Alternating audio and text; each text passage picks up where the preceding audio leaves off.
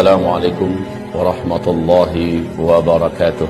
Ibarat Allah yang kami muliakan, menurut BMKG Indonesia dan juga para pakar gempa dari luar negeri mengatakan Indonesia punya peluang mengalami gempa, apalagi Jawa yang memiliki 2 sesar raksasa di Jawa ini, termasuk di Jabodetabek sampai ke Cirebon, kemudian di daerah Jawa Timur termasuk Jogja, itu ada sesar yang sangat besar, ditambah beberapa sesar lainnya. Ini kalau terjadi gempa yang dahsyat, diperkirakan sampai 9,5 skala Richter. Akan seperti apa nasib kita ke depan? Allahu a'lam. Kita hanya berdoa dan berharap semoga tidak, semoga tidak. Saya juga berharap demikian dan kita aminkan bersama-sama. Mari, amin ya rabbana amin. Kulali, seorang pakar gempa Australia, baru saja menyampaikan bahwa dari Selat Sunda sana, dari Pandeglang, ada potensi gempa di dataran dangkal. Dan ini yang paling dikhawatirkan, Pak. Ini bisa menimbulkan tsunami setinggi 57 meter.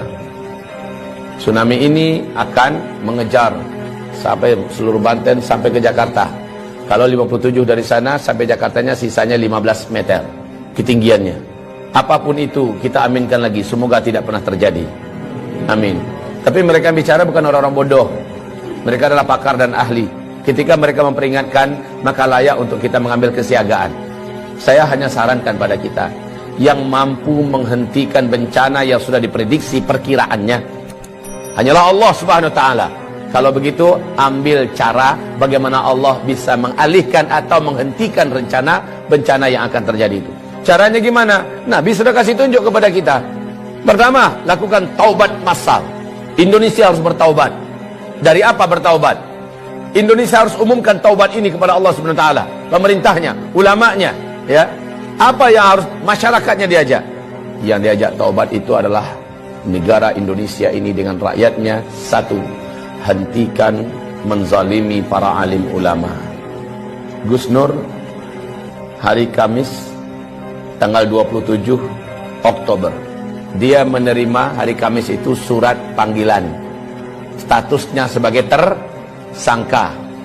Gus Nur menyampaikan dalam bentuk video, dia sampaikan, silakan laporkanlah, sekarang saya sudah tersangka, paling-paling saya hanya ditangkap, dipenjarakan, atau mungkin bisa jadi saya dibunuh, terserah kalian mau buat apa, saya tidak ada takut. Tapi ingat oleh kalian, Allah maha bangun, Allah maha membalas, Allah maha hidup, Allah pasti akan melakukan apa yang akan dilakukannya kepada kalian. Catat oleh kalian katanya, mulai jam ini, dari detik ini juga, kalian catat semua. Kalian akan menyaksikan hal-hal yang tidak pernah kalian inginkan selama ini. Ditindaklanjuti oleh Polda Palu. Yang gempa besar besoknya, maghribnya. Jadi hanya selang 24 jam terjadi gempa besar di Palu sana. Anehnya, semua rumah bangunan gedung yang ada di sekitar rumahnya dan pesantrennya Gus Nur yang ada di Palu hancur. Tapi gedung dan rumahnya, pesantrennya Gus Nur utuh seutuh-utuhnya. Berdiri kokoh, rapi serapi-rapinya. Sebelah-sebelahnya rata. Masya Allah, Allah kasih lihat. Bahkan kantor Polda yang ada pun tenggelam oleh tsunami. Tidak sedikit jumlah para aparat yang sampai hari ini belum ketemu. Ya Rabb, jangan sakiti ulama. Saya sudah sampaikan kepada pemerintah negeri Republik Indonesia tercinta ini. Anda berutang ke sana kemari dengan harga dan angka yang sudah sangat gila-gilaan. Dan ini membahayakan untuk NKRI ke depan. Sekarang mau Anda tambah hutang berapa? Silakan tambah. Anda bangun di sana sini. Tapi dengan perilaku Anda menyakiti para alim ulama. Mereka wali-wali Allah di muka bumi ini. Mereka kekasih-kekasih Allah di muka bumi. Allah ratakan semua. Allah habisi semua yang kalian bangun. Bahkan nyawa kalian pun tidak akan terselamatkan. Ingat ini baik-baik. Wahai para penguasa. Anda tak lama berkuasa. Hidup Anda juga tidak lama di muka bumi ini. Jika para alim ulama tidak Anda perlakukan dengan mulia. Ibarat Allah yang kami muliakan. Tidak ada rezim yang ada dalam sejarah lalu menentang para pembawa-pembawa dakwah, melainkan rezim itu akan berakhir dengan tragis. Baca sejarah, buka Al-Quran, buka sejarah bagaimana setiap rezim yang berani menentang pembawa-pembawa dakwah dengan tragis. Wa kadzalika ja'alna likulli nabiyyin aduwwa syayatinal insi wal jin. Musuh-musuh dakwah ini adalah setan-setan manusia dan setan-setan jin. Demikian Allah firmankan, yuhi ba'duhum ba'da zukhrufal qawli ghurura. Konspirasi mereka sesama mereka saling rapat dan akrab dalam rangka memadamkan dakwah, tapi pada ujungnya qul ja'al haqq wa zahaqal batil.